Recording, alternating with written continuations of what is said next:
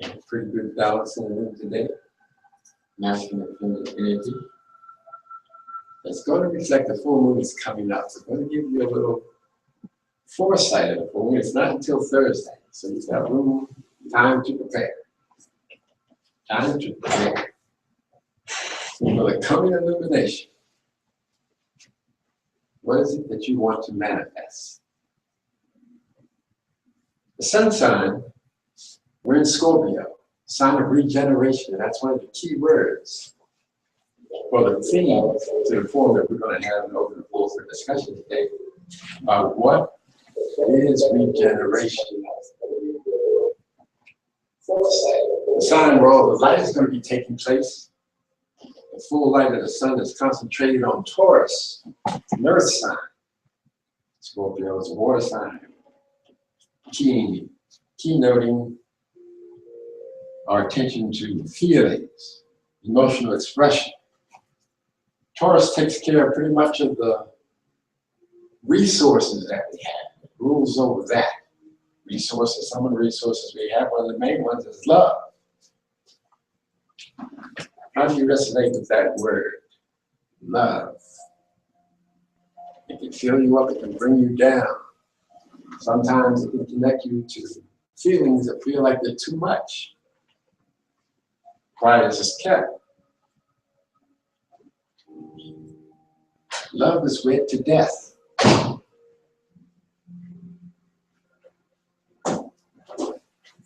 You're prepping you with, there's an ancient text that says, take care how you hear.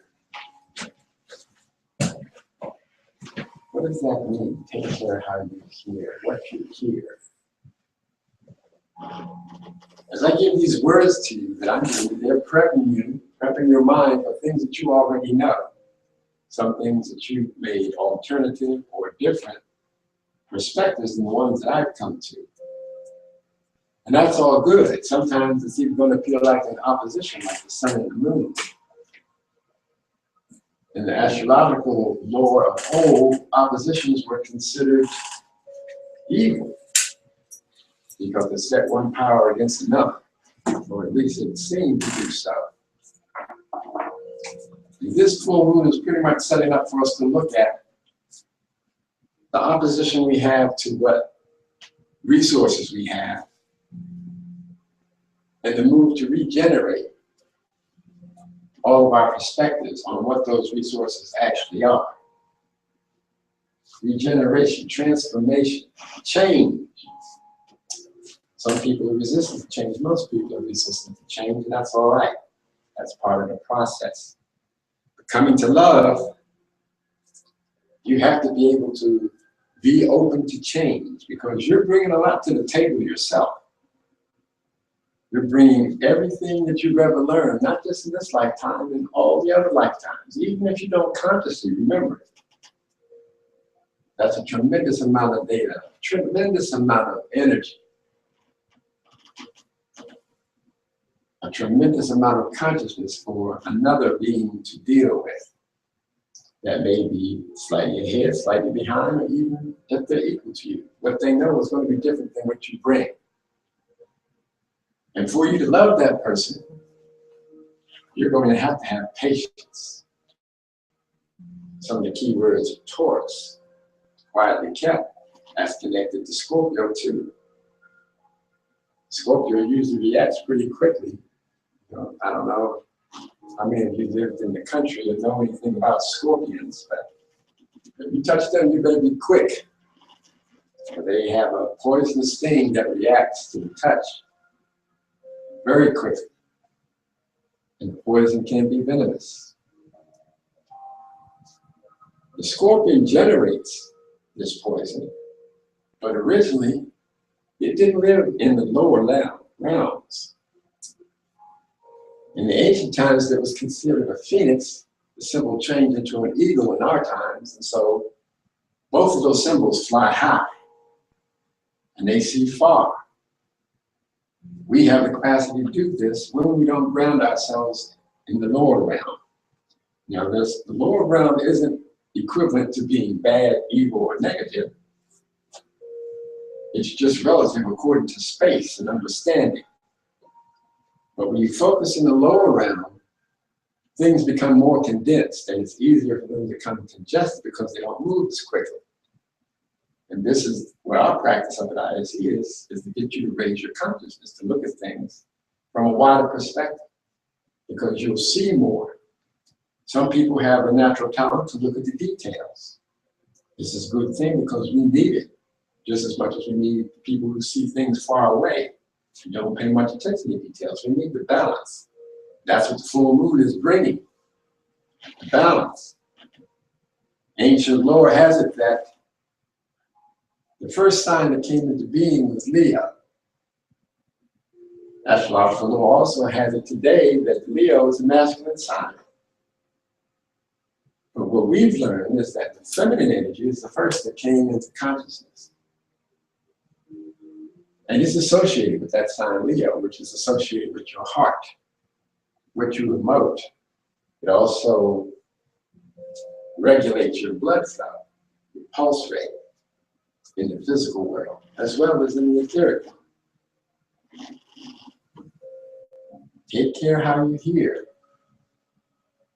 The words that I say, you have meanings for them, I have meanings for them, are they the same? We're going to have a discussion to see how close we are. And if we are separated, that's okay, because that's part of the process too.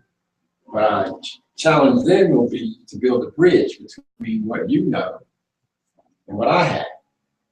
So both of us will have more. At least we'll have the options to do it, even if we don't want to. We'll have the option there. Taurus was the next sign that came into manifestation. And surprisingly, according to most people who study astrology today, Taurus is the masculine energy. And it reflects pretty much where we men stand today. It's hard to move us once we take a stand. In fact, we don't even feel like moving. And a lot of ladies would probably tell us that you're just lazy. That's not, you're not just not wanting to move. And those are some of the things that Taurus cultivates. Because in its stillness, it sees things. It sees things that you can't see when you're moving. And then it comes to value those things. Once it values those things, it wants to hold on to them. These are one of the conceptions of what love has been given to us in definition-wise.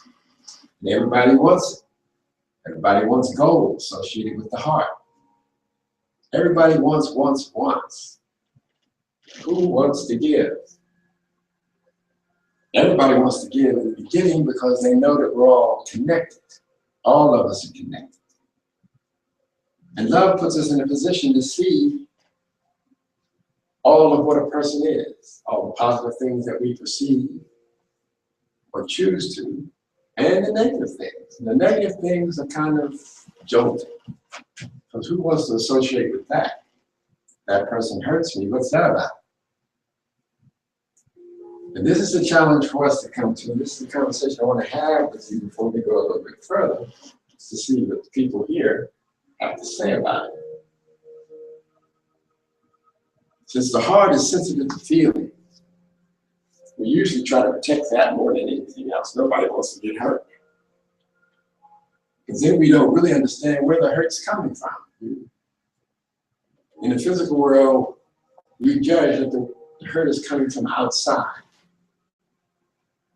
And that's what this full moon is kind of like bringing us a picture of. It says there's a storm coming. It's going to be a crisis. And you may be intimidated that you have enough to withstand this crisis, this challenge. The first thing that will help you is to become aware, is the storm inside of me?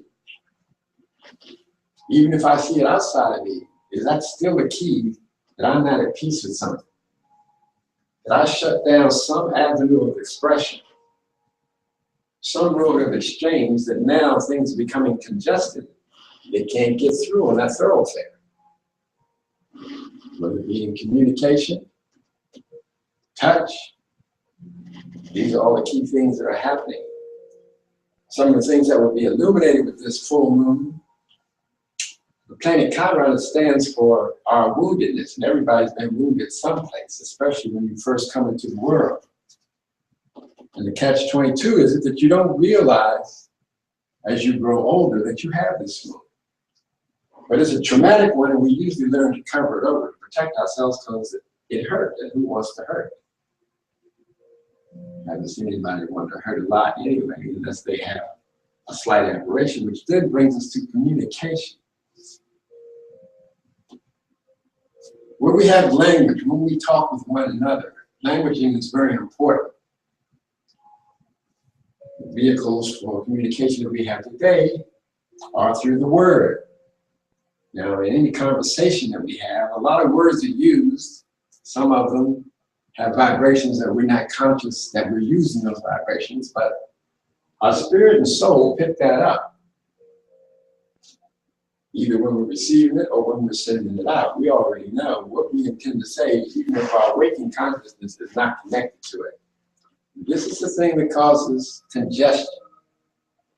Usually when you get angry or you feel hurt, you think you know, or you feel that you know exactly why it is, but you really haven't looked at it. And so what this full moon is giving you the opportunity is to say, when you feel that pain, or when you feel that agitation, take a look and see where it's coming from. Not just a cursory look to say, that person over there pissed me off. I need to set them straight. See, now you've gone away from the pain and you've gotten into something totally different. And you still don't know where that pain comes from. Clearly you have a connection with that person because we're all connected. And for whatever reason, you two have chosen each other, either to confront one another or just to connect with one another. I'm going to suggest to you that the choice is yours because you are raising your consciousness. I know you're here right now, so you're working on raising your consciousness. I don't know what the other person's doing.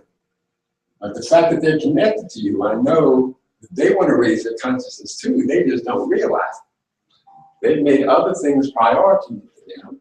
That's going to cause congestions. That's going to cause a problem with you because they're not paying attention to who you are, which is who they are, that they never look at. This dance that we do in this life is just like the dance of the planets. The concept that we set up in the scientific world is that the earth revolves around the sun. And just like pain and the other subject I was just talking about, let's look and see, is that true?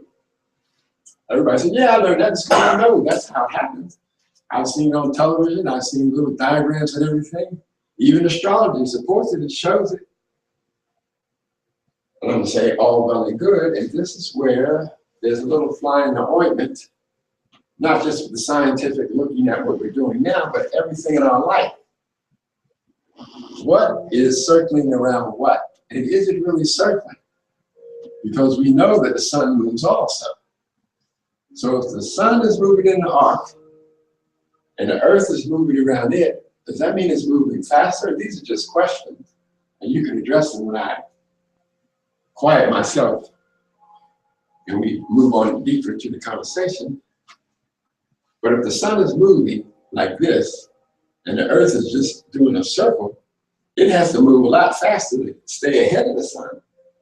But since the gravitational pull of the sun is what's getting the earth to look like it's revolving anyway, what's really going on? It clearly isn't just doing a revolution around the sun. But to make things simple, we like to do that in this age of technology. The technology has been in existence ever since physicality came about. We just say, oh, well, the earth revolves around the sun, and leave it at that. And that's okay because you don't have to do anything with that science if you're not involved in that science, but you are involved in your life. And the same thing is happening in your life. You think you're going this way, and you're actually doing a figure eight.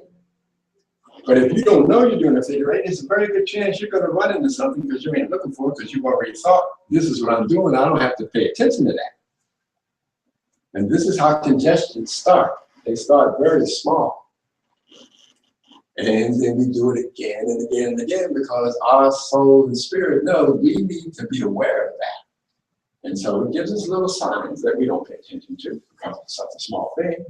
That doesn't matter right now, I can get it later. After years and years, decades, that little thing is now grown into a blockage, deep congestion. It may be emotional, maybe physical, maybe mental. But it's going to start causing challenges to your relationships, first with people who are distant from you, and then to the extent you start dropping people off because you don't want to deal with the hassle, it starts getting into the people that are closer to you. Now that's enough symbolism right there to show you maybe it's not what's going on outside of me, because no matter what I do, this same elementary element is still coming into my life. And it's not really coming into your life for a long time. Every full moon, we get another chance to look, as Reverend Doreen would say, at the angle that these energies are coming to me, and it's being illuminated. What do I want to do about it? He said, well, I don't understand all of that stuff. And this is where we are. Resources. Taurus is a sign of resources. And we have all the resources in the universe. We're made of everything that's out there. It's in here, in us. Our thinking can arrange it any way that it wants, and it does. We create all kinds of joy, all kinds of depression, challenges, but we do it unknowingly most of the time. Nobody, when we first start talking to you and we say, do you know you created this condition that you're really pissed off about right now, and you're at the source of it? I wouldn't want anything like that. Why would I do that? And that's a logical discussion because it's a half-true one. And this is what this forum is getting ready to address. It says, how much of the truth do you really want to know? Because that's a choice that you have to make first. And in making the choice, even if you don't understand in your present condition of consciousness, that means relating to some things that you don't know about yet, and some things that are very challenging and create what they call melodramas sometimes, you have the power to harmonize it, whatever it is, in an instant, but you have to be still enough to see it. You got to slow down, slow your float down. You know that you have desires. Scorpio is the other side of Taurus. And you'll also know that everything is connected into one, so the two that we see is really one, and that two also goes the other direction to infinity, because we saw that Scorpio came out of the eagle and the phoenix. Now the phoenix was a magical bird that had this golden light to it. And along with the attributes that the eagle has, it also made everybody rich wherever it came.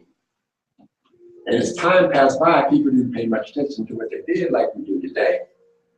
And that bird fell out of the sky, crashed and burned to a crisp. And people were pretty sad. Those are my resources. What's going on? That was my light. And this happens in our life pretty rhythmically. Sometimes on a small scale, sometimes on a larger scale. What we do with that determines how the rest of our life will be.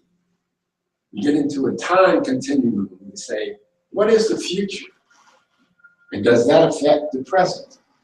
I say, that doesn't make sense. You know that the past has something to do with the way I'm living today. I can see that, but how would the future have that? And we can just look at any real life condition and say, have you ever anticipated something happening before it happened? And it set up a vibration in your mind, either of joy or fear. And you go in one direction or the other. And depending on the direction that you're going and the intensity and degree that you go to, that direction will become more condensed and consolidated until it manifests into an event in your life that you have to do something about. Either enjoy it or find a way to regenerate it. But regeneration means you have to change. You have to change something very deep that's been going on that you haven't been paying attention to for a long time. One of the questions that you may have, I'm hearing it, well, how do I do that change? I'm suggesting, at least from the experiences that I've had, and you can tell me now because I'm getting ready to stop this delivery so you can talk. In order to change, you have to be willing to let go. Let go of what? Would you believe you have to let go of everything that you know? Not just the bad stuff, because you understand the bad stuff, and that's really good stuff that just got congested. But all the things that are connected with that are also now blocked up in you. So you have to be willing to let that go. How do you let something go? Everybody knows that. You just open your hand. In order to hold something, you have to close your hand. Do you want to open your hand? Then I'll lose what I got. Exactly. Because what you have is what's causing the challenge in your life right now. Even all those great things, however great they are, is causing the challenge in your life. Look at that. What's the purpose of me challenging myself at this level, at this place, at this time? Because, like it or not, the universe is a very ordered place. Nothing's out of place. Everything is right on time. And you love to have it so. This is what gives you a sense of comfort. The sense of comfort can only be shattered if you only have a peace in your waking consciousness. We talk about sleep up here, like the difference between waking up and going to sleep is direction. You know? But at that point of going to sleep and coming awake, you're exactly at the same point. You're at a 0 point. With this full moon, we realize that Mercury just went direct last week. It's been a retrograde for almost 3 weeks. Retrograde is like being in a deep, deep, deep slumber. When Mercury takes its station and turns around, it's like you're starting to wake up, but you're not really awake all the way until it gets back to the degree it started its transition to going retrograde. And so it's like probably your mother calling you saying, it's time to get up, you're going to be late for work, late for school, late for whatever you want to do. And you hear, but you don't move that fast. You're feeling good, sleeping. Sleeping is a thing that's needful. But just like everything else, it has a place and a time. And you're the person that sets it, remember? You're the one that wakes yourself up in the morning, even though you don't realize it. You're the one that gets tired and goes to sleep at night. And then go unconscious to all the other wonderful things that are happening in your life. The exercise I gave you last week about that room, looking at the room where you were yesterday at 5:15. Did you see everything in that room? I'd like to extend that, put an extension on that little exercise, if you will, because it's going to show you a lot of things that you've left out. If you work on that creation or recreation of yesterday in that room, and all the things that were there, all the people that were there, all the sounds, all the smells, all the sights that you see, every object in the room, color, texture, and make it that detailed a picture. And you work on that image, work with that imagery for about 3 or 4 days, it's going to sharpen up your awareness of everything that's going on in your life. You're going to start seeing things, and if you extend it further than that, those of you who are patient enough, you're going to see more than you ever bargained for. And I'm not just talking about images that come to you, it's going to be more like a feeling that you can't feel. But you know something's going on and you want to know more about what it is, so you have to continue the exercise. Because this exercise is like a doorway to your past lives. It shows you the reasons why, the things why that you're doing the things that you're doing. Because you never paid attention, or you paid attention haphazardly in the past. You didn't pay attention to the colors that the people around you were wearing, or the vehicles that are going by. You say, well, that's not important. Maybe, maybe not. But since everything's connected, like I'm endeavoring to keep this whole conversation connected, because I'm talking about a lot of different things, but they're all one. And to the extent that you keep filtering out parts of it, you're filtering out parts of yourself that you're saying this part isn't important. At least not right now. I don't have to care about what color John Doe has on. He ain't nothing to me. Maybe, maybe not. Is that a truth or a half-truth? This is about slowing down and looking at things Looking at things, what do you see? You remember the colors of the clothes that the people you talked to yesterday in that room had on? Even if it doesn't come to you right away, you might have to slow down and look. And even after you do that, maybe you still don't see the color because you said colors don't mean that much to me. Some sounds that are happening, you don't hear them, but they can tell you a lot of what's going on.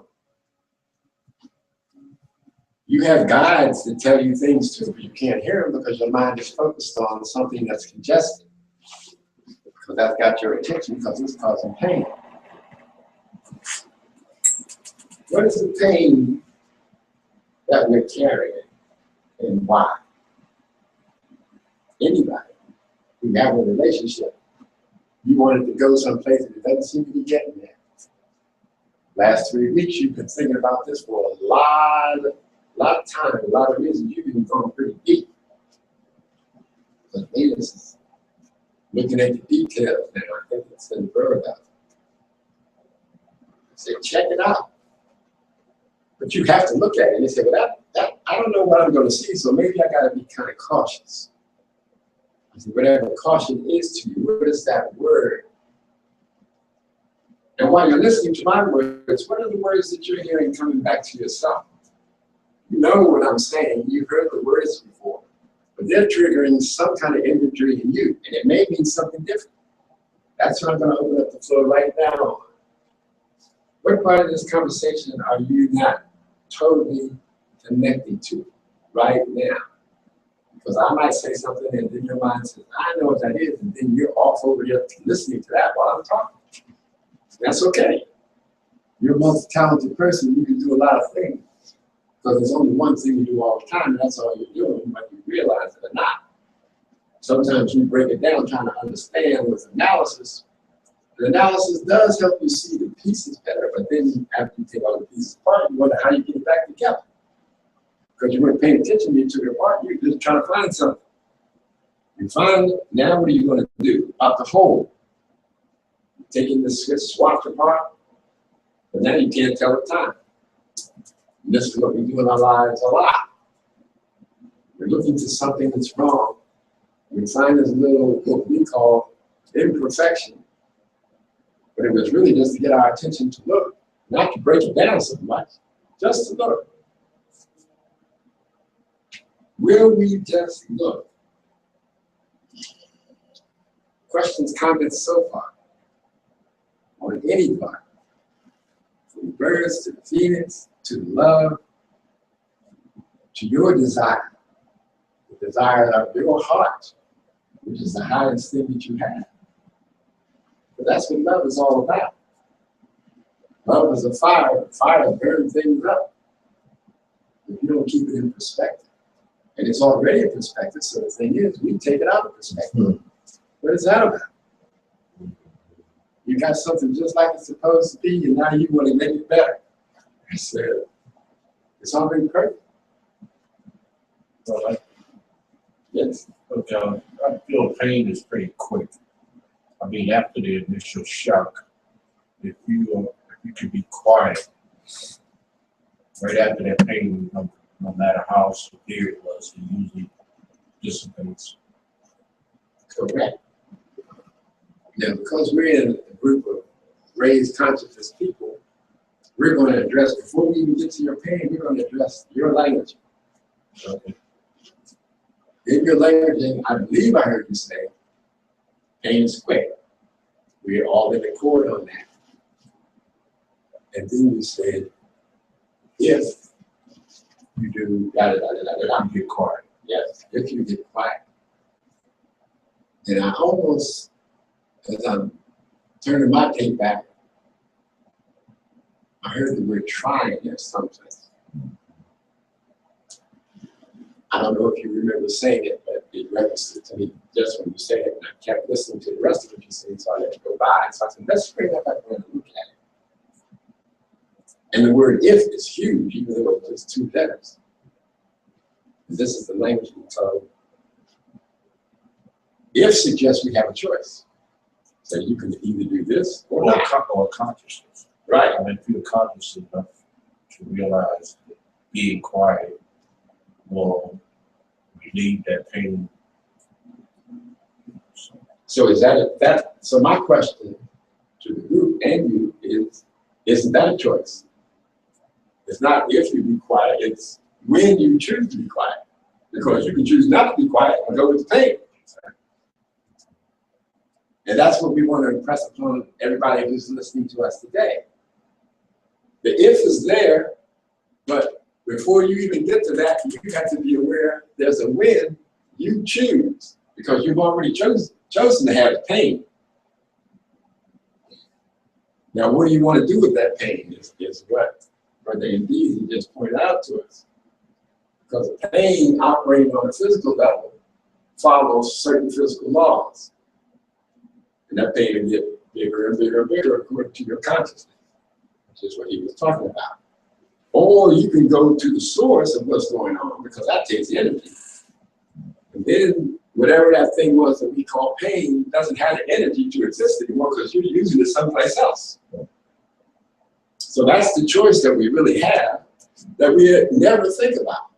And not just with pain, but with everything.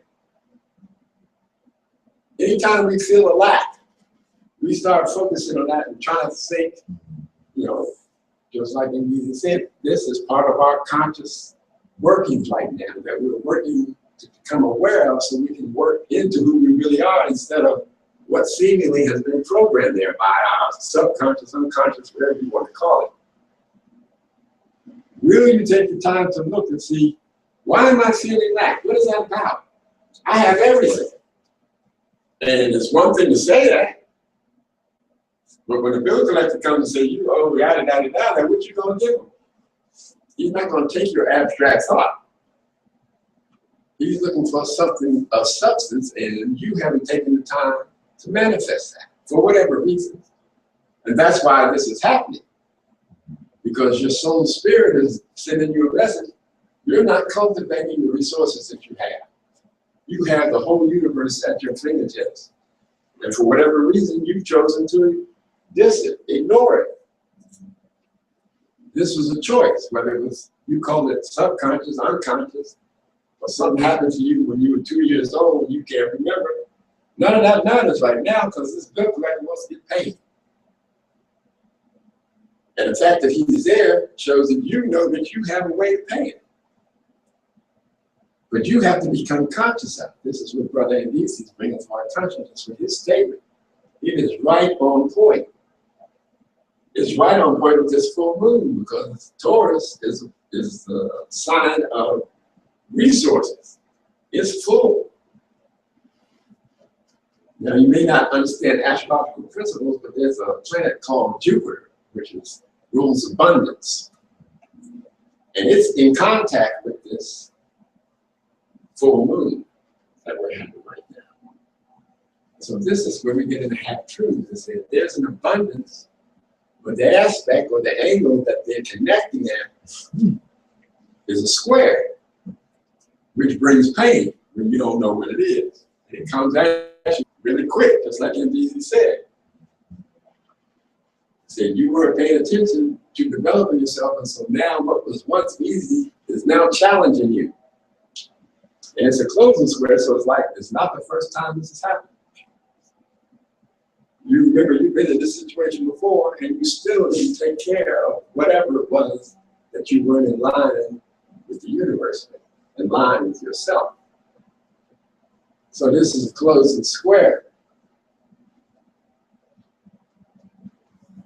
which is pretty interesting because it's right in the middle of this opposition of all the resources you have and your opportunity to choose to regenerate what you got. Something's got to change. Change is associated with death. It seems like a lot of people are afraid of death. They act like that's the final change, when in truth it's not. It's not even a half truth.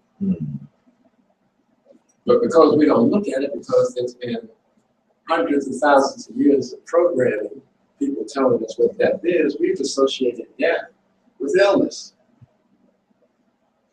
You think every time a person gets sick, that person starts getting shaky. Oh, am I going to die? Everybody's going to die. What you call death. You have to go through that change. You have to let go of this what you're holding on to.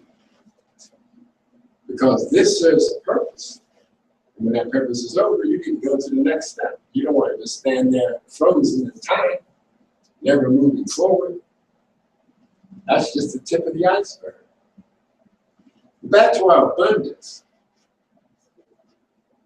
That plays in the sign of Leo that we talked about earlier. Your heart, your feelings, your emotions, your love. It says, I want to feel good. Birds in the sky. You know how I feel. Yes, indeed.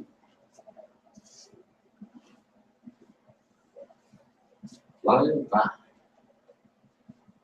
I'm feeling good. That's choice. Words to a song, but it's a choice that's offered to us. All the things that we do are a choice, and we choose every day. We choose not to look at certain things, like in that room, we couldn't remember some of the stuff that was there. Some of the things that were right in front of us that probably were really important. I was talking to a very intelligent person, and she shared with me that she remembered everything in the room after a couple of days.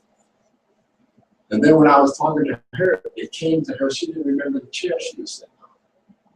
I said, that's pretty big piece to leave out, you think? Let it be.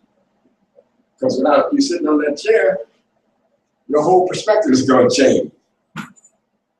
When you leave that out, say that you're telling somebody else and they're looking at you sitting on there. How are you going to do that? You're going to raise a lot of questions. Then you're going to start thinking about stuff out there instead of where you were in your heart. And all those things that work automatically, this is where our conversation is really going into the will that we don't see. You know, the will that moves your body. When I raise my hand, I don't think about that. When you take a step, you just know it's going to happen. Until you get to an imbalance. Look at some of the people that we say are, quote, sick. They have a hard time taking a step. They become very conscious that something is blocking them doing something as simple as raising their hand or picking up a straw, picking up a utensil to write with. They have not paid attention to what their will is. Most of their life, it brings about this condition. And you say, well, how do you know that? I said, you can have a conversation with people. I already have. And they prove to themselves. They're not proving it to me. So if you want to know something, this is what we're talking about. You have to start looking at things that you think you already understand and you know, because that entails you giving up something. People call it a sacrifice. I like to use the word sacrifice as you're making something sacred. You never paid attention to it before, and now you realize that it has a lot more value than you ever thought it did. So you can't continue to look at it like you used to. Because if you do, you unbalance yourself. When you do, you unbalance yourself. It's not an if, because it happens. You can see it happening to people all over the place. When you see a situation, or this Ebola situation in the world, what is that really? All of us have ideas and concepts about who's doing what to who and why, but what is it really? It's a challenge to our consciousness to understand ourselves, not all that situation that we can't really get into. Well, you can get into it, but it's my way. You have the answer right in yourself, and you can choose to go to yourself or do my way. And I can guarantee you, if you go to yourself, you're going to find the answer a lot quicker than all the research you do, even with the technology we have. You can go on the internet, you can even go over there to Africa, you're not going to get a lot of answers. Go to the doctors, they definitely will give you answers, because that's not what they're trained to do, that's not what they're there for. This is what we become aware of, this is why I believe, this is a personal thing, you can look at it for yourself and see if it resonates with you or not, but that's why we were brought to this country in the first place. Because they knew they didn't understand a lot of things. And they're going to need some help. But they didn't want us to know, because we were already, quote, superior in a perspective way of looking at things, relative way of looking at things, but we talked about last week, there is no relativity for sure. Everything is absolutely the way it is. You can make it different by looking at it. Well, I'm standing over here and it looks different. Well, it's going to happen if you go over there. Well, it's going to be even more different. I said, so what is it that you're looking at? We're not just talking about perspectives, we're talking about what something is. It's not just the something, it's us. We say that we're human, but we treat ourselves like things. We gather a lot of things that we think reflect who we are. Is that a true statement or is that a half-true statement? We deal with a lot of half and quarter truths in this lifetime. And I'm not dissing half-truths and quarter truths because they're there for a purpose. They help wake you up. They cause that wonderful pain that comes. Say something's wrong. And then the system will then tell you these are ways to deal with all those pains you got. But it doesn't save you from dying. That's the thing that we're really afraid of. Nobody wants to die. Even people who believe in the afterlife. You know? From whatever kind of religious approach you have, from your world to Christianity, people scared to die. I'm not ready to die, I got things to do. All kinds of things they say. But when your soul and spirit know it's time, you're out. Anybody who's looking can see it coming. And there's no sense in them having a conversation with you because you've already made up your mind that you don't want to go there. And only in your last days will you finally admit to yourself, I'm not going to make it. So now what can you do? This is where love comes in. Because it is the most redemptive thing that there is. Even though it challenges you a lot of times, love will be a rough ride. You know, people want to see the good side of it all the time. And I think there's nothing but a good side. Even the rough side is good. The rough ride is good, but you have to look at it to extract the goodness from it. Because otherwise, you only focus on the pain that's happening from the outside, and you forget what the whole process was about. Okay, what do you want it to be? It's your choice. Well, I want to be with this lady because she's fine. You can be with that lady, and it's not because she's fine. She may be fine to you, but you're resonating to something other than her looks. Because after you're with her, you're going to find out she had a whole lot of other stuff that you had calculated into your ratio or whatever we do when we think about a person you want to be with. What is that about? Relationships.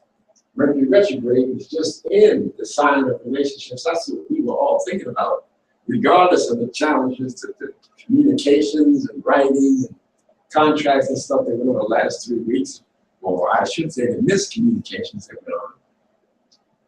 All of that was bringing to our attention that we're not clear where we stand in relationships to ourselves first, and then by proxy to everybody else. So if you're not straight with yourself, how are you going to be straight with anyone else? How do you bring that about? Is that even possible? Now, the abstract approach to it, to some religions, is to just say, well, we're all one. Can we all just get one? We're all connected. I'm saying, if that works in your head, but it doesn't work in real life. And real life is, to me, including that abstract part that they said and this physical part that we react to a lot. I say, well, I can think of it. If I think it, it's going to happen. I said, well, okay. Here's a hot cold. I want you to think about that hot cold. And I'm going to bring a real hot cold over, and I want you to think about the one that you were thinking about and pick it up.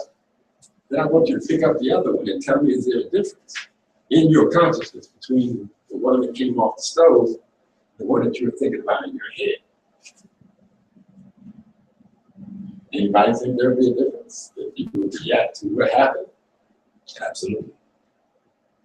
And so then that addresses what, when we're thinking, we think all I gotta do is think positive or think whatever they want to think, and the thing will happen.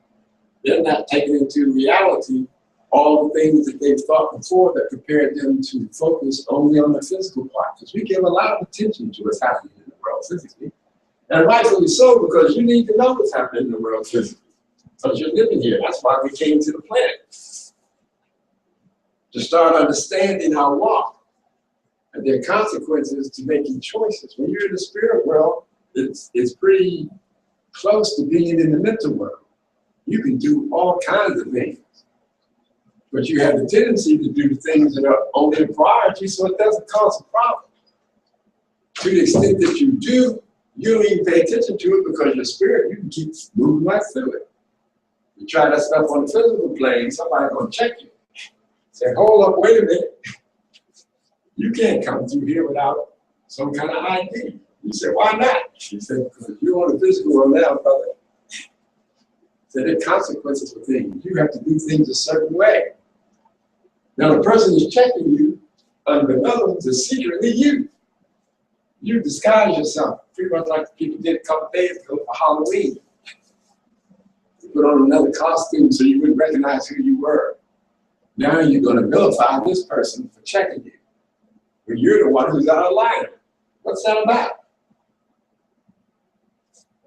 When you can't agree with it, then it doesn't matter what it's about, from a small thing to a great thing. Because we pick and choose what we want to disagree on. Because it spins up a lot of that, burns up a lot of that energy that we have that's congested that we're not using to get in alignment with the priority things in our life. That's the only time you can get upset, because you got excess energy and you haven't done anything with it. It's there, sitting, and say, well, doesn't look like she's gonna do anything, doesn't look like he's gonna do anything, so let's do this, see what happens, see if we can get in the mood. It gets our attention, and instead of moving, we choose to get mad at somebody. We choose to get mad at the situation. I think that's what road rage is about. That somebody cut you off. When you chose to be there in that place, you cut off at that second.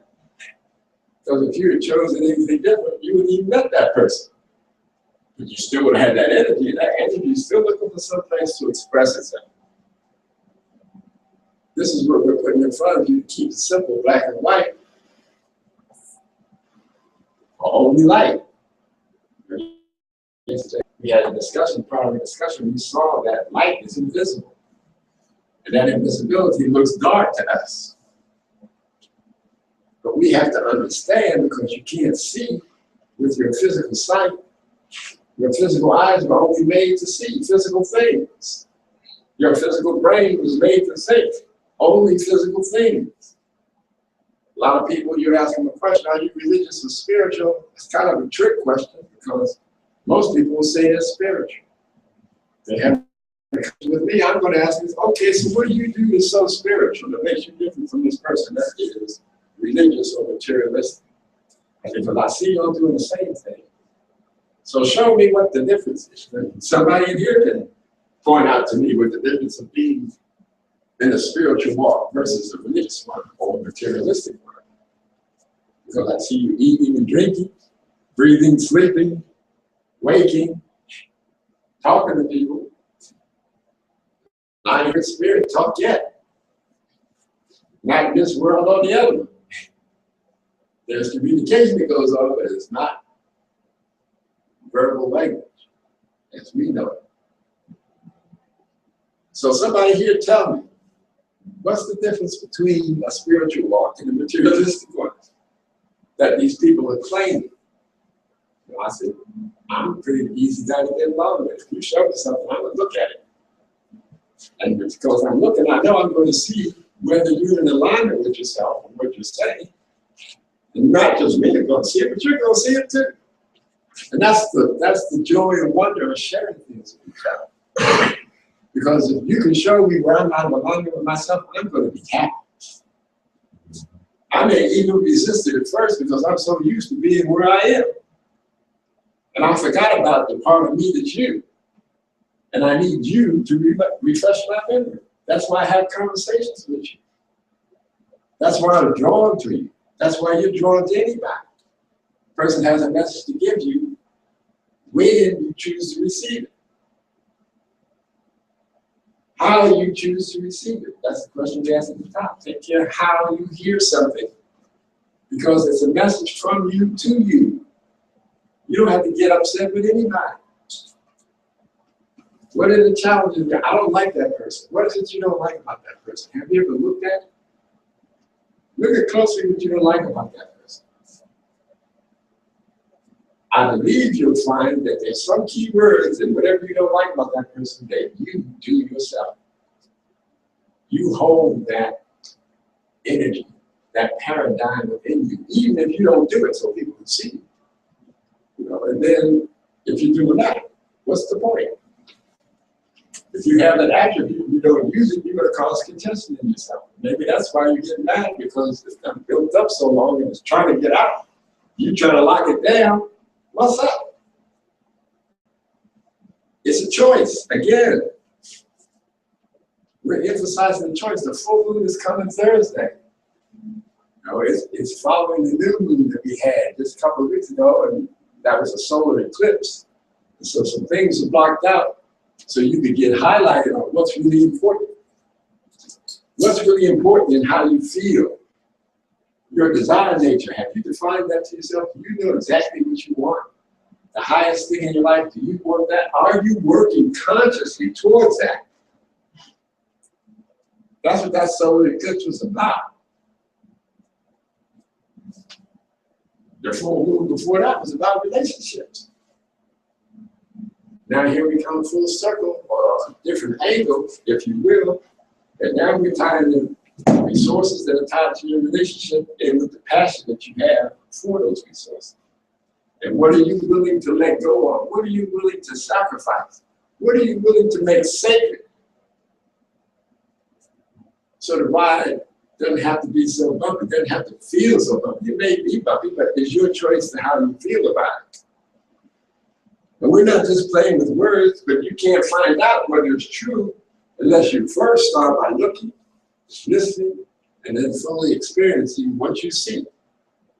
And you can start right where you are, on the physical level. You don't have to be a clairvoyant person to see what's going on. It takes time to develop those organs of vision, clairvoyance, clairaudience, clairsentience. Some people have them naturally, but they may not be in order. They may bring them a confused or clouded picture.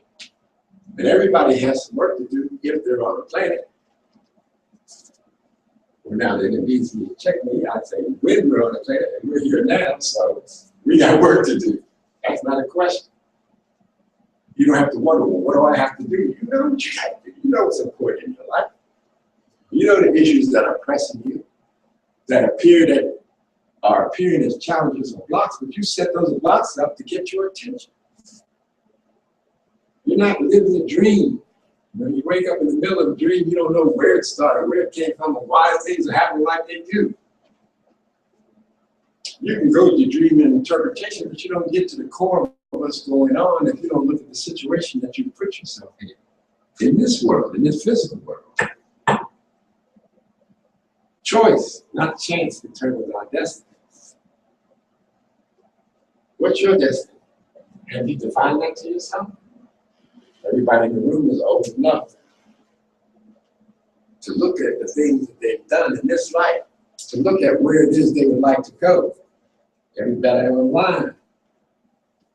If you look at online, you're old enough to know you've done the same thing. How well have you defined it?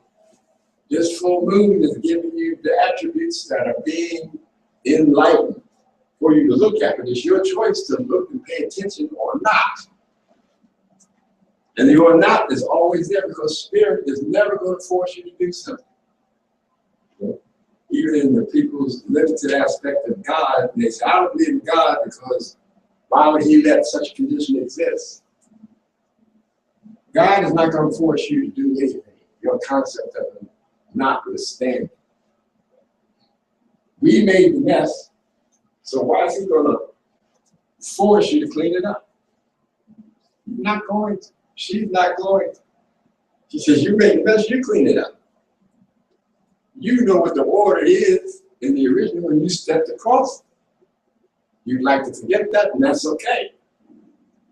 But as long as you stay in forgetfulness, you are asleep to who you are. And if you're asleep, you're unconscious, there are going to be challenges that come that you won't see until they hit you. And then, Brother Easy pointed out, they're going to hit you pretty fast, pretty hard, and it's going to be painful. If you never experienced pain, then you're doing well in this life. You're doing really good because you're doing all the things that you need to. And I'd like to have a further conversation with you so I can learn some of the things that I would psychologically like to think I can get out of the way of. But what's the point of that? That's another thing about the way that we think, what we hear. You can't get out of the challenges that you set in your own life. That's counterproductive. And all you have to do is look at that. Just look at that. The simplest thing is, what do you want? What is your design nature pulling you towards? Is it a person, a place, or a thing? And how does that resonate with you? These are the choices and decisions that are in front of you that you don't have to make. So the Spirit ain't gonna force you to do it. It's just gonna keep playing that tape over and over again until you do. Because you can't take the second step if you haven't taken the first one. You ain't going nowhere until that happens. And then it's your choice to continue the journey or not. As you go on the journey, your life is going to take you into places that some places feel real good, and you're going to want to repeat that. And there's nothing wrong with that as long as you're aware that you're in a repetition mode. I've been here before, I've done this. What else is beckoning me? Because the Aries point, your life is always there. It always wants to take you to a new adventure, which doesn't preclude you enjoying the one that you're in now. It looks like a hologram sometimes. But until you've lived in that experience, it'll remain an abstract concept. And you'll be thinking, well, how can I do that? That's two different things that's opposing all the laws of physicality that I know about. And we're not even talking about any laws. All physicality or spirituality, we're just talking about you, what you are experiencing. What is your experience? You know what your experience is. Now the big question is, what do you want your experience to be? Because contrary to the way that you are subconsciously thinking, you've already chosen that, and it's the challenge that you're having in this life. You say, wait a minute, I wouldn't do that. Why would I choose something like that? Not that that's a good topic for discussion. Because I can't stand here and tell you. I can probably look at you and see, well, if you do A, B, C, and you say, yeah, well, what does that have to do with anything? I said, everything's connected. It sounds simple. But you have to look and see where the connections are made and when.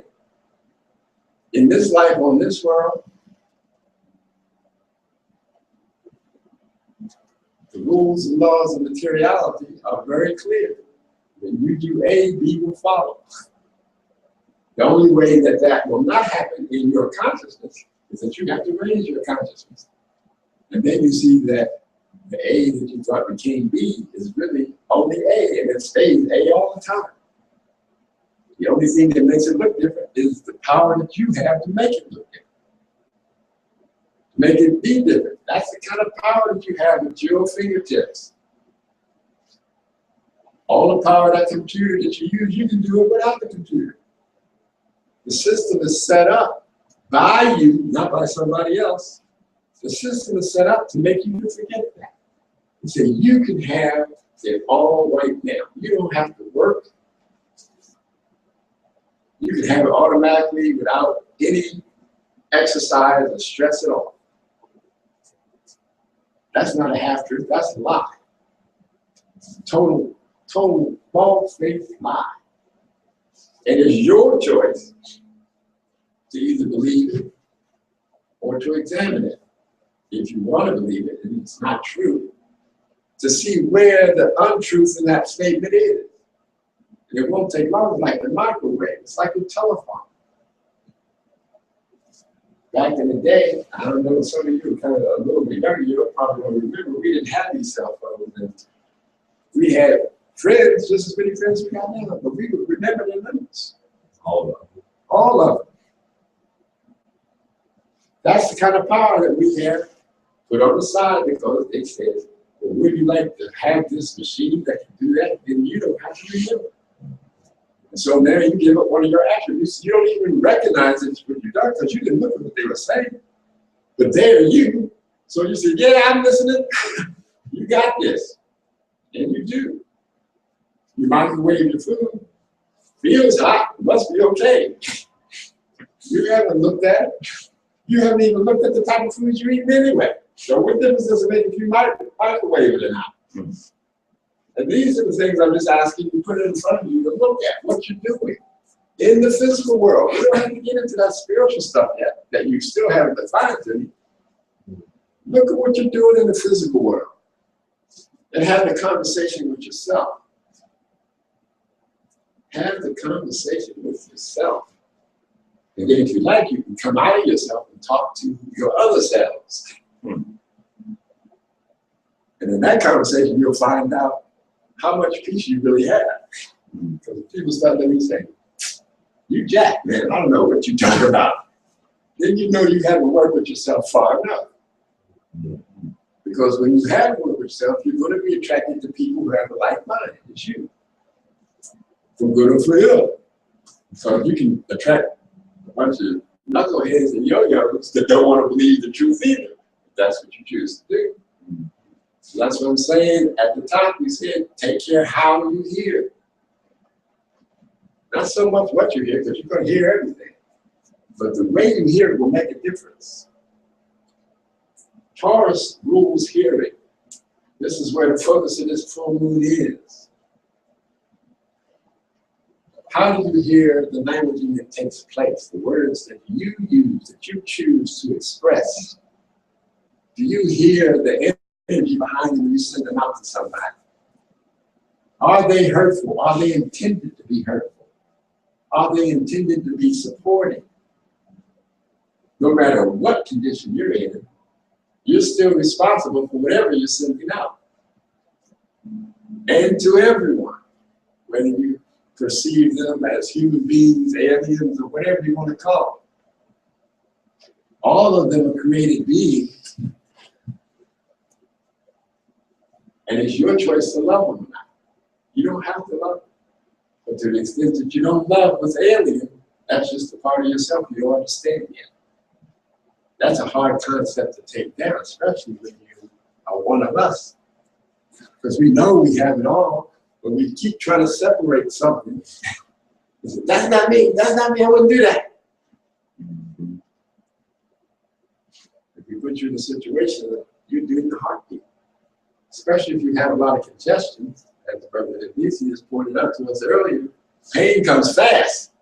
You don't have time to think. So if you're not in who you really are, you're going to do something that's going to expose that you're not who you really are. That's the law of physicality. And since we're in it right now, that's what's happening. That's what you're experiencing in the world. Ferguson, New York, Denver, all these situations come up in the headlines. This is in our consciousness. This is why it's being shown to us. They say, well, you're having a storm inside you. What are you doing about it? I can't go to Denver. I can't go. It's not about me. That's just a sign in the symbol reminding you what's going on inside of you that you're not paying attention to. Because it's showing up in your life, not in Denver. You're not in Denver, like you said. You don't have to go there. You don't have to go to Africa to experience imbalance, so-called disease and illness. You are balance yourself enough every day. Every night you go to sleep, you're blocking out all this information that happens as soon as you close your eyes. Do we learn pain? Do we learn pain? Because you have pain in a sense of a serial killer, or you can have pain in the sense of a broken bone. What's the second thing? Broken bone. A broken bone. Okay. That's more on the physical side. Then I'm looking at the mental side of a serial killer. And this has to be acquired, in my opinion, because some people are averse to pain or have much more tolerance to pain than others. So actually, is that something we learn in this society? Because some societies, I look at, they can say walk on coals or, have needles and don't take a needle and don't feel anything.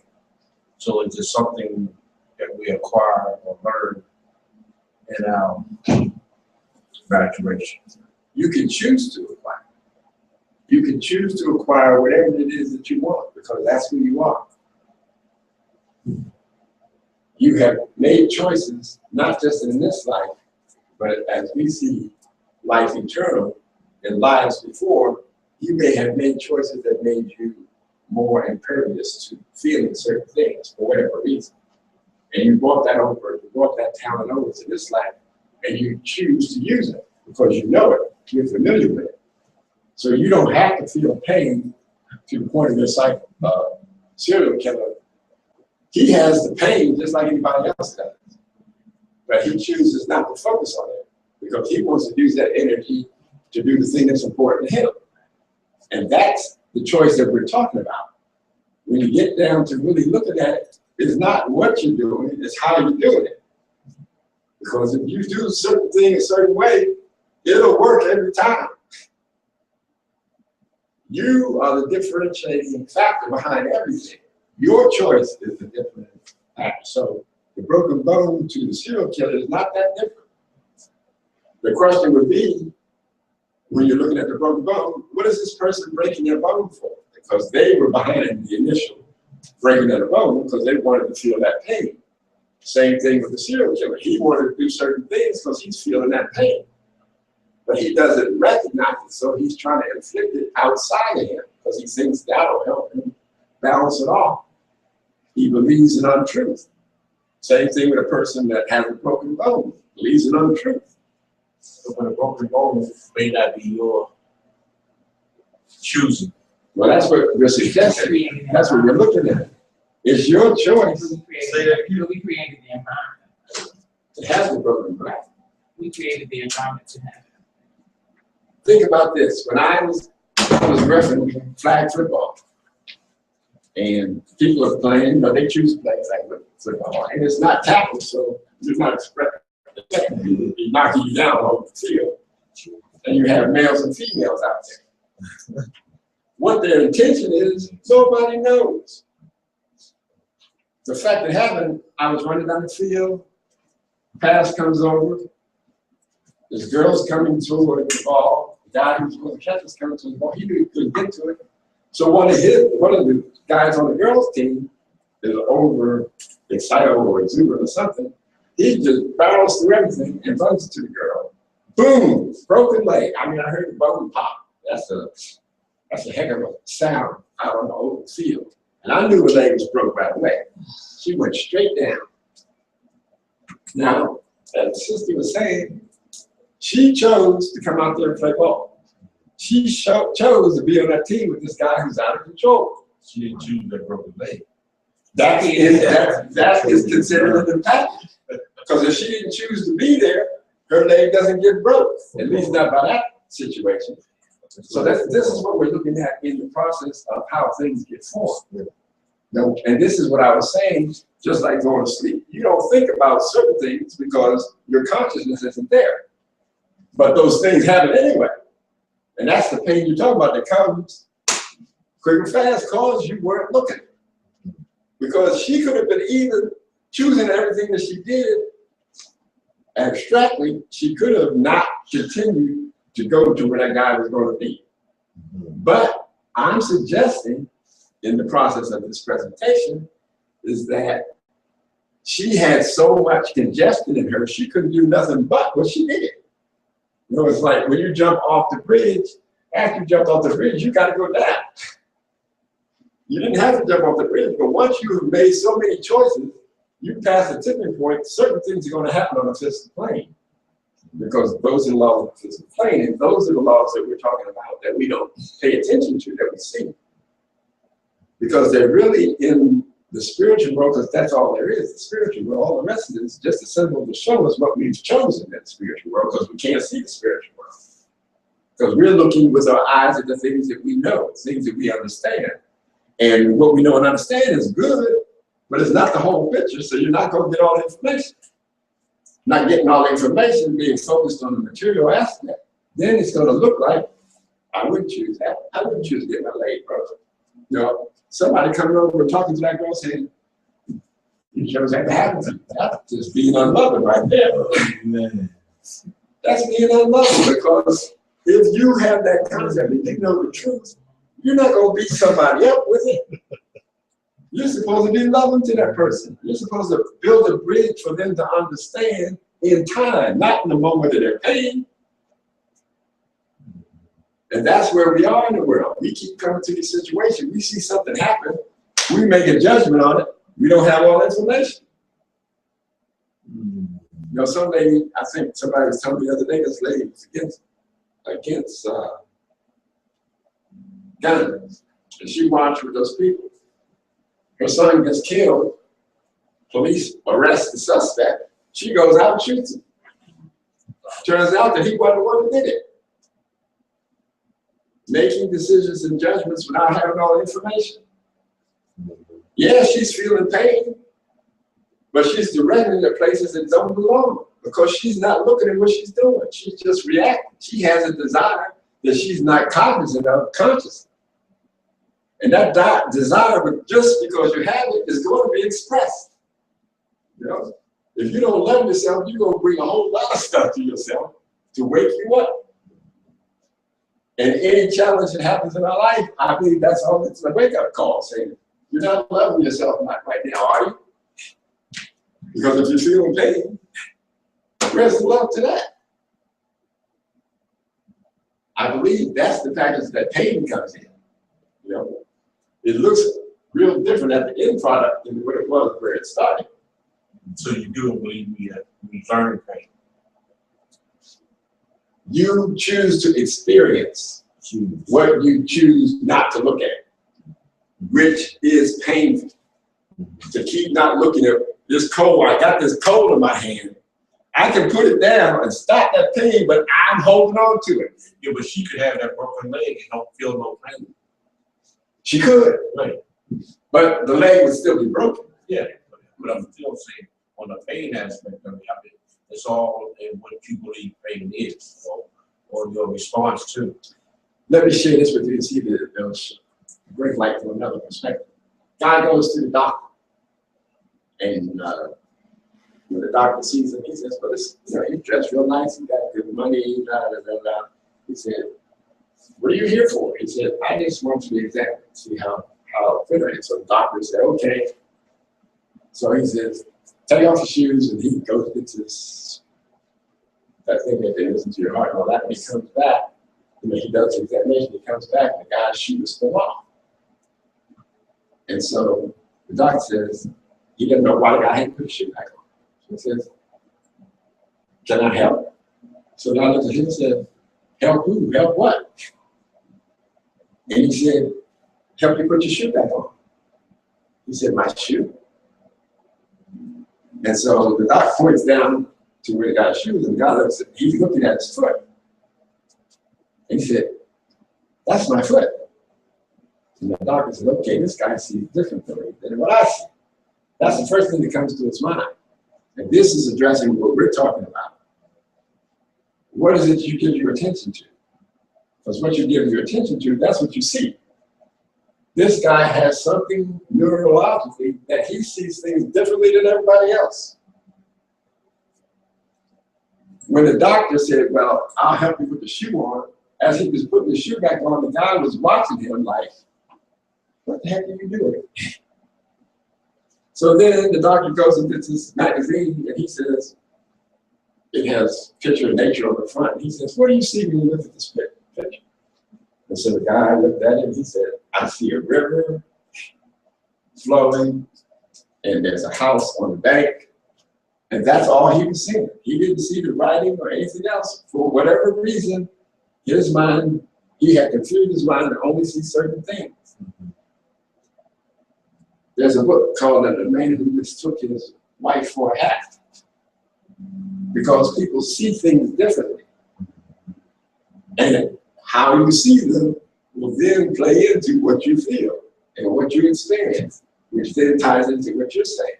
So it's possible to come at it from the perspective that you said, but then it's not clear what's actually going on because you're not taking into consideration all that that person is. And that's part of whatever's happening. And this is the emphasis that we like to put on, at least up here when we teach in class. We like to put the emphasis on the individual. We say, yes, we're working to become a collective. We're working to become the collective that we already are, but we don't realize it until we pay respect to who we individually are and all that is. If we don't understand that, we can't become conscious of this collective to do anything. And this is part of the struggle that we're having here. Because all of us are individuals, and all of us want to be a collective that we already are, but it's like there's a step in there that we're trying to take, and we haven't taken the first step because we haven't defined ourselves as individuals yet. This is what I'm bringing, this is what I'll do.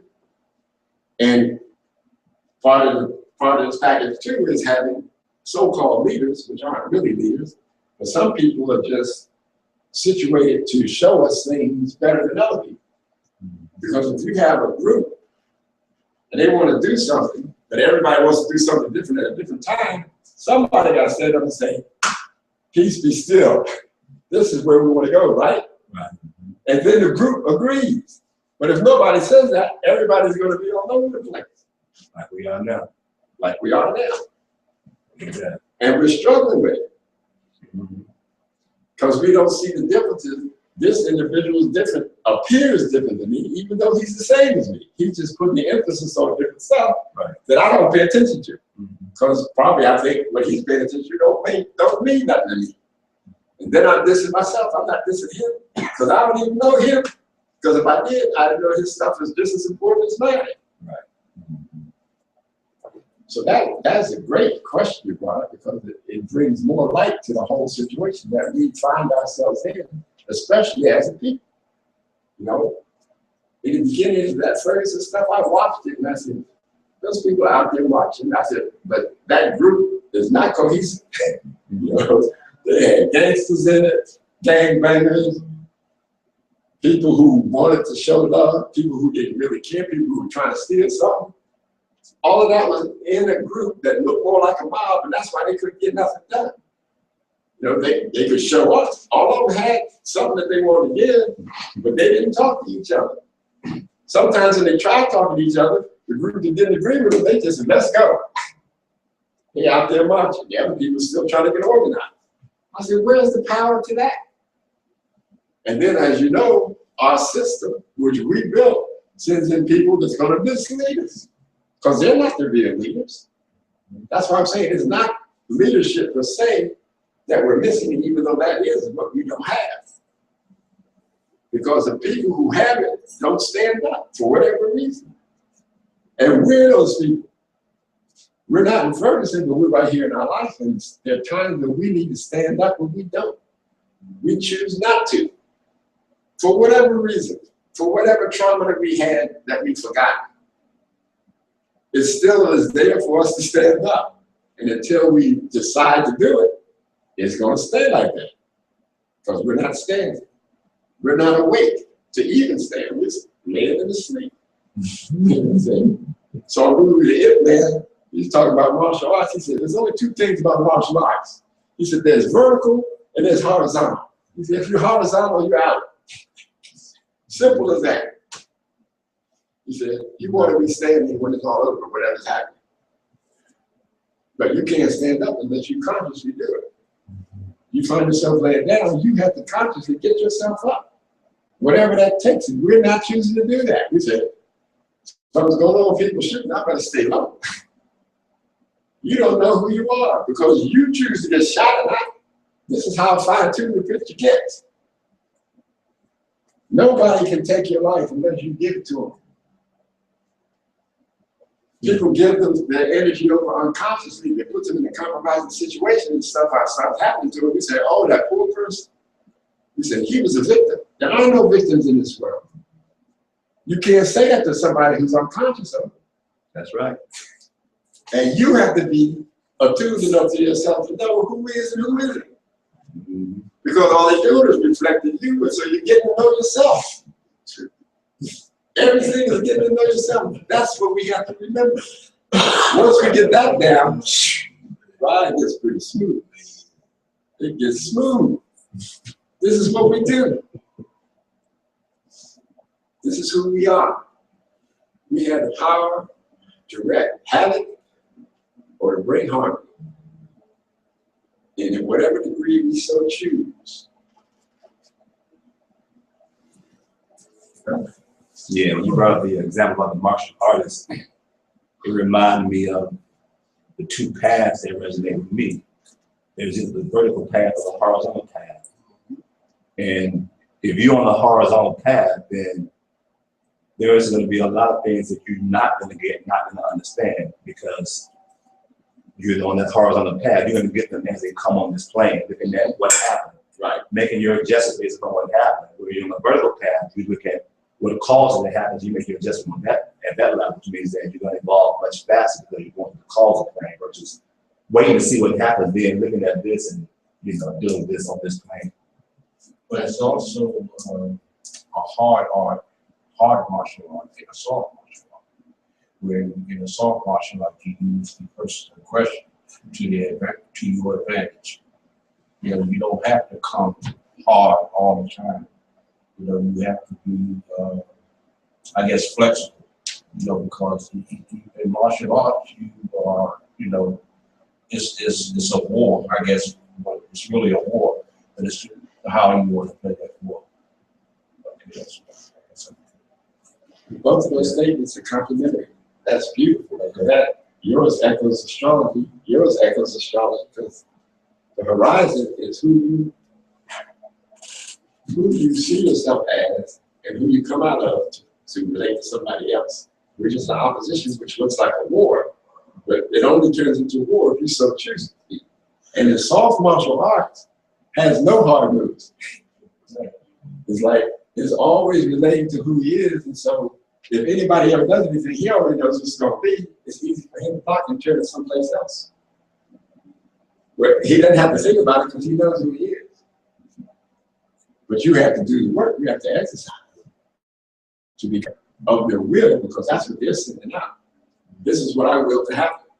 I will peace to happen, so anybody who comes to me, they ain't gonna touch me ever. Because that's not my will. And I said, I know who I am. He can't. And it's interesting that that movie brought out what you're saying. He fought with this woman who had a lot of pride because her dad had never been defeated. And her dad challenged this guy to a fight, but he challenged to a fight of words. He said, I'm going to be breaking stuff up, so if you can do this with conversation, I'll be happy. So the guy showed to him he could do it. I said, I made you famous today. He went home. The little daughter still pissed off. She said, that ain't no fight. Where's the opposition? This guy, he's against us. And the father said, no, you don't understand because you're still young. He said, but you stay here, I'm going home. Because maybe you can learn something. So she went to the guy and said, you're not as good as we are. Sound familiar? We know how to do stuff that you ain't seen yet. He said, well, we can try our parts with one another. I don't have a problem with that. So she said, fine. She said, it's a shame that we're in this wonderful, beautiful house. There's some stuff going to get broken. He said, martial arts is about control and being pinpoint. He said, if anything is broke, I lose the fight. I said, wow, now there's a person got some confidence. You got to think, if you're talking to them, are you saying to yourself, he's full of himself, I'm going to kick his back? Or are you saying, this guy must really know something? What you say in that conversation with yourself is going to determine whether you're going to have to fight with this person or not. She went on and had to fight. because he had love in his heart, they were doing things that he got by his people. They thought they tried to show him everything that she was going to do because they knew her heart. He counted everything that they showed him. He said, "Thanks for showing. Thanks for showing." You know, he went through the process and showed you respect to his elders. Then he went to see her, had the conversation, they had to fight. The last move he did caught her unawares, but she was so well trained that he threw her over the balcony. She knew what he was going to do before he did it. She knew he was going to catch her to keep her from falling, and she used that to throw him over. He's such a good balance that he fell down to the next floor, but he landed on the banister, and he cracked. The impulse from her throwing him sent her to the top, and she looked down and smiled at him because he had cracked the banister, so the fight was over. The conversation after that, he said he would like to have a rematch. And she said, "Sure." She said, "I'm going to the north," which is pretty interesting, symbolically speaking. You can come up there anytime you want. World War II happened, they never did have another fight. But along Ambezi's road that he's been showing us with his statements and questions is that his road took him through the war. Her road took her further into China, so she didn't get too much of the Japanese stuff, but she had a lot of, the storm was inside of her. She still had to overcome her vanity and pride. And so the senior student of her father's school, after her father died, took over the school because she's a woman, she can't do it. According to the patriarchal system that we live in, we're dealing with how people think again, not about what their real talents are. So she went to the school to call him out, and he said, "I ain't fighting you." He said, "Because you're a female, and I look like a chump. No matter what happens, if I beat you, I lose. If I lose, I lose." He says, "I ain't fighting you because you're a woman, forget it." And she couldn't go into school because she respected the tradition so much. So she had to leave him alone, but years later she met him at a train station because she knew he was going to come there and celebrate. She set him straight with her fighting, but she got injured because they used internal energy. And her injury was caused by her pride, not by that guy. It's a church, the North infiltrates the north. Right? That's what I'm saying. Okay, so what? That's a church. I mean, it's a gate. They're really four Yeah, there are 4 gates. And North Gate. North gate is for home. So what? Learning. Learning. Yes. Okay. That's where she said she was going. And it took her, but fighting with that senior student who was in her father's school, he learned one art, she learned the other. And both of them were balanced because she finished him off, but he hurt her. And she had to give up martial arts and took up medicine after that. And then she met the guy that she fought early in the picture. That broke the crack the Madison. Yeah.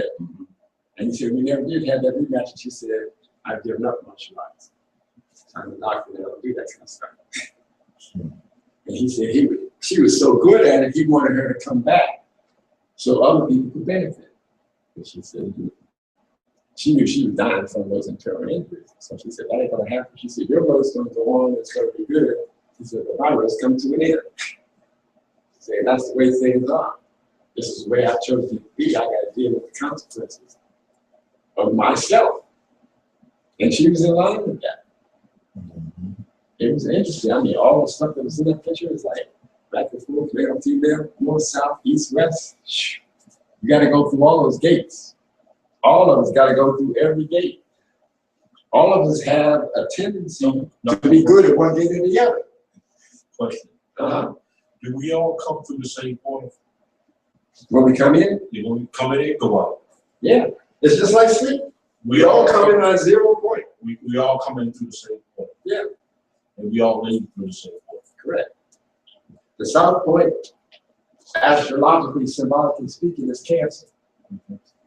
Capricorn is the exit. Those two are one, just like Scorpio and Taurus are one. And they all are reflecting that same one from different angles. No, okay, in line with that, if we all come in, well, we all have different astrological signs based on the date of conception, which I have also.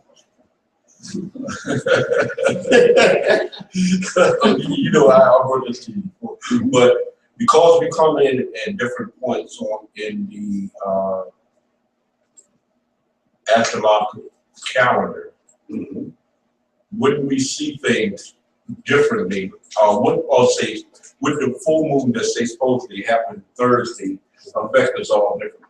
Yes, Okay. because different parts of your makeup that you've already chosen to be are going to be affected by those choices that you already made. Right.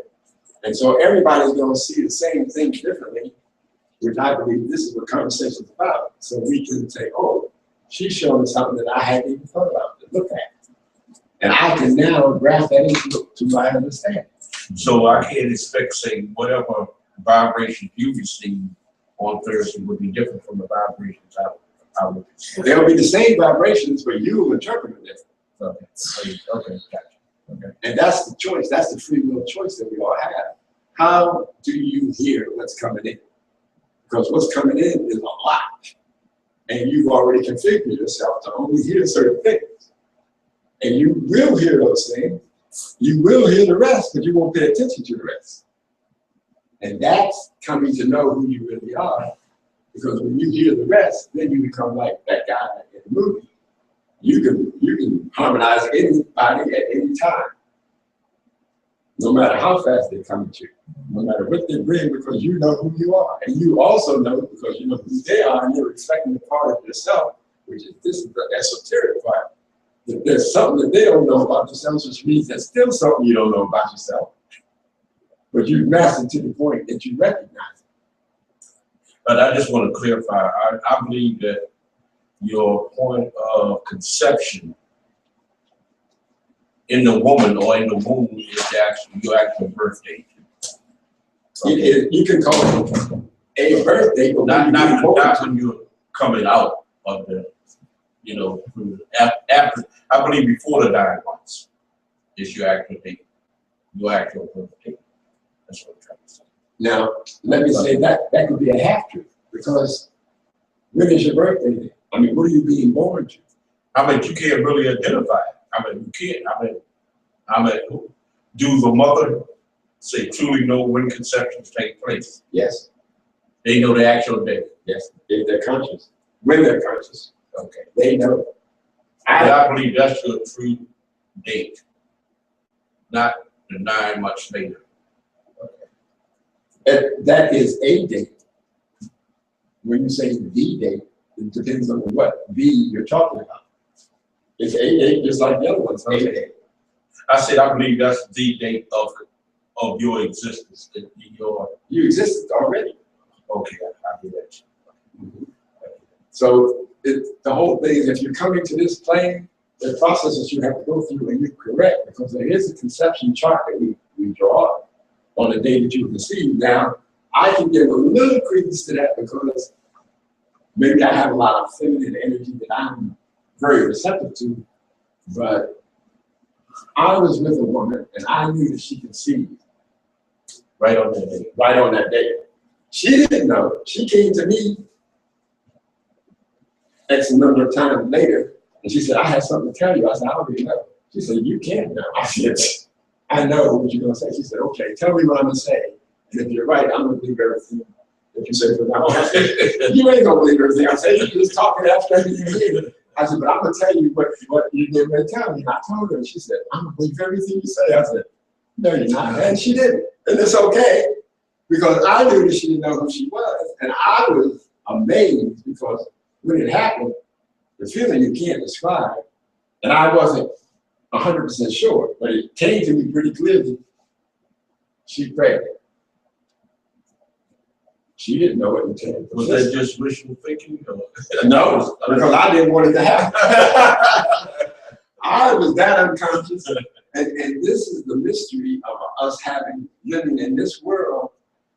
We're conscious of some things more than others, and that consciousness will illumine the part that we're unconscious or seemingly unconscious about. Because we want certain things, and just because we want certain things that it's not time for us to have, that vision or that reality will be blocked off of us. That's our choice. We said we don't want to see it, so we don't.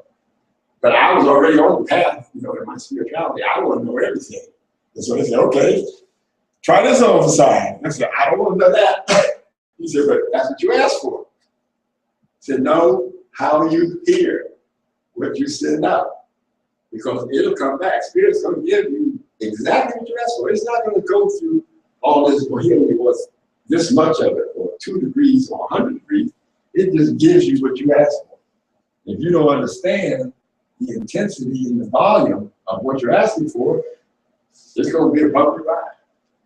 And that's good. The ride is wonderful. Woohoo! I started talking too much. But I love the conversation that you brought. Each and every one of you, the energy that you bring to the conversation just by being here. Where's everybody? This is what everybody is. What is it supposed to be? Okay. Not only what it's supposed to be, but it's part of their choice because the retrograde period that happened, that they were supposed to be working on something, they became aware of it and they're trying to do it now because now they got more than, there's so much on the plate. There's so much on the plate, they can't do everything. And so regardless of how they feel, they might want to be here or they can't be here because they got things they got to deal with. And they know they got to deal with that today, now. Those of you that are here today, those of you that are online today, you made this a point of priority. And so you're here. You're here to help me and the rest of us understand ourselves a little bit better. With the conversation, with the sharing, with the love that we have. We are a collective, and we're becoming more and more aware of it. Every time we meet, I can feel it. And it feels good. I like to keep repeating that as I keep taking steps. It will be challenging every step I take. You know, my steps are going to take me away from you physically, but I'll still be here. And I'll come back physically. You know, because I love all y'all. I love the way that things that I get up here, the things that I see, the things I'm willing to share with you if you want to take. And I believe that's what it's all about. And when we do that, you know, it's interesting, last week, that doctor was here and he raised some good questions. And the thing that he did, you know, the process he does to help people, I think is beautiful. At the same time, to me, it's like, that's not what it's about, though. I mean, that you can heal people, their imbalance or whatever. Heal them or not, if you don't change the way they think, they're going to get sick again. And then they're going to die, whether they get sick again or not. So it has to be some other thing than just making them well, making them feel good. And that's what we're here for. You know, death is not an illness. That's just a process that happens every day. That's right. And it happens on different levels.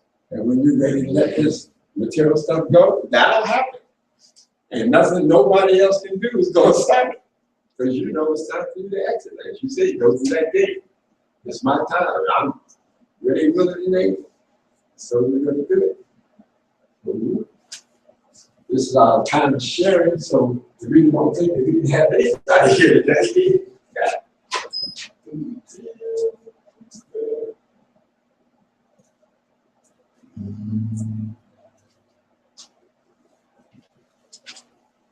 We have any announcements? Anything happening today or upcoming week? And use the vice presentation, basically, we see the presentation. We went over Sarah Shakur. Sarah Shakur, she said Sarah. She's in Cuba, right? They just raised the boundary. They just I heard they raised the boundary like $1 million, $1 million. Oh, Obama put it. Right. He raised the boundary. And bounty? Yeah. One is over in Cuba, right? Yeah, Right. one in Cuba, that's a Sarah Shakur. And her They trying to get it to come back. her reward for the capture was, I think, like 100,000. I think Obama raised it to 1 House. So what is he running for? Is he running for? What does he want her for? No, she's claimed to kill a police officer, you know, and that's why she took flight. Okay, so And she's over Cuba, and they want and so They're gonna turn her on. you got to go on on Cuba. Cuba, the United States don't get along too good, so Castro like, yeah, child, I'm not saying no way. She good, she stay here. But you ought to read her autobiography. I don't know if y'all read it, but it's really good. Who presented this? I forgot the name of the group. They used to meet down at San Clover, but now they go over to UBC because some of them are taking classes over there. But it's a group of mostly guys who's around president conservation, those type of issues. So he has presentations. Anybody take it? I can see if I can get a copy. I know some. That would be good if people who study don't want to see it, the people in the class is definitely going to see it. You know, like people like Leonard Peltier and Monier, I believe you all of them. One of us. Geronimo Pratt. Yeah, okay.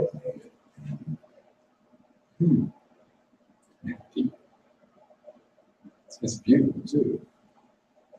But it's surprising Obama would do that. You know, I let somebody kill him for $1 million. You know,